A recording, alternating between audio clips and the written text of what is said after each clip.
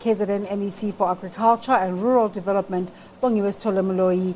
is meeting with the affected farming communities to discuss the impact of the storm. And our colleague Mlondi Radebe has been covering this story, and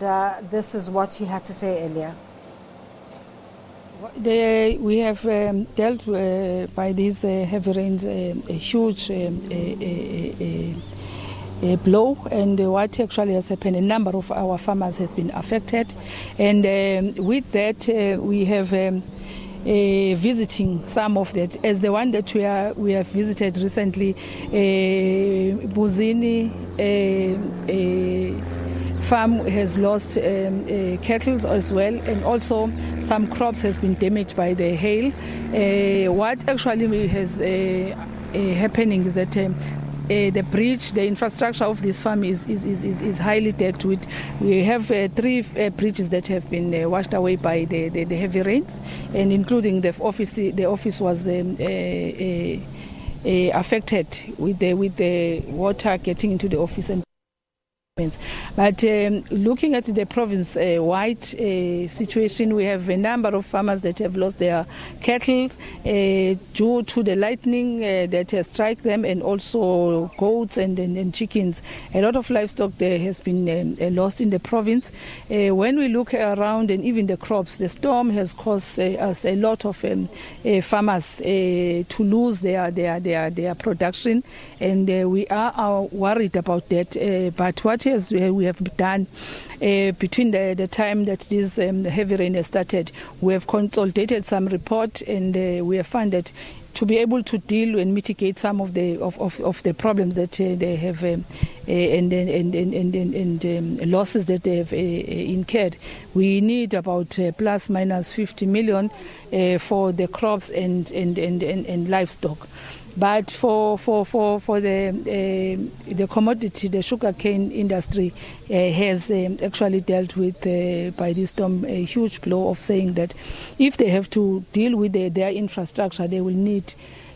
plus minus 2.5 billion, not million, because their mills have been affected, and then it will mean that we'll have to redo most of those mills, and for them to be able to continue with that. That really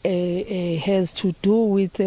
reversing the gains that we have started to see in the province, of saying that we are starting now to be saying we are moving to a situation where we are saying we are starting to be a little bit comfortable to say our people have started to grow their own food,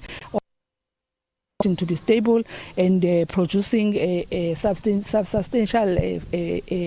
production that we are able to feed our people, and also be able to export them. But now we have been reversed with these heavy rains in the province. But that doesn't mean that we are not going to do anything. As a department, as we are meeting today with other stakeholders of the agricultural sector, we intend to deal with the immediate ones. Let me make one example. If we have seen some of the farms, they have not been washed away, but they need to be assisted with further fertilizer, which we call a top dressing fertilizer, so that they revive those production, and then be able to get production out of those fields. But that is an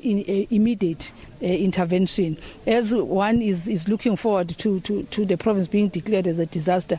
with these access not being able for the farmers to come to their farms or to take their stock outside, that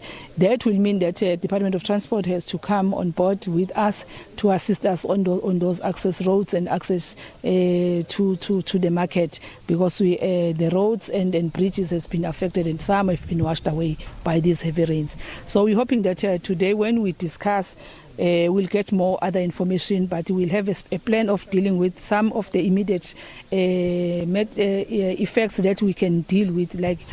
providing more seeds, providing fertilizer, and start plowing all those fields that has been washed away, and also to say that in the medium term, what is it that we are going to do in trying to assist them and meet them halfway, and in the long term, the issue of infrastructure will be dealt with. Those are the plans that we intend to put forward, and we have sent the report to the to the subcommittee, minister subcommittee that is led by COCTA, to say that this is how much damage that we have incurred as a sector.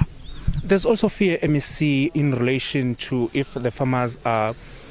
dealing with this storm, the food security, also the food pricing is going to increase. What is your take in relation to that? That's the matter that we will have to discuss, because at times there will be no way that we can avoid such. But that's why I'm saying that dealing with food security and having these rains, they are reversing the gains that we are starting to see, that when you produce more and we get people to be comfortable and the prices will not be that high, because when we have a shortage of that commodity, the price is very high, and you'll understand that better when we speak further on these matters, what it means economically, what it means socially, what it means, and the impact of this rain in the agricultural sector. So we're worried about that, but we're hoping that the national, with the intervention, they will also assist us not to allow a huge increase in prices, but to understand that we have to mitigate in between, to assist the farmers to be able to stand on their own, on their feet, but also at the same time to understand that the people must also have food in their table and be able to sustain themselves. Thank you very much for your time. Thank you. There was the MEC of Agriculture in KwaZulu-Natal briefing us in relation to the storm damage in the province of KwaZulu-Natal, that there will be basically sugarcane industry is also badly affected by this storm, because they count billions on that sector. Also the farming community in another side, they are saying that they estimate 50 million rands to cover the cost of the farming so far. Back to you in studio.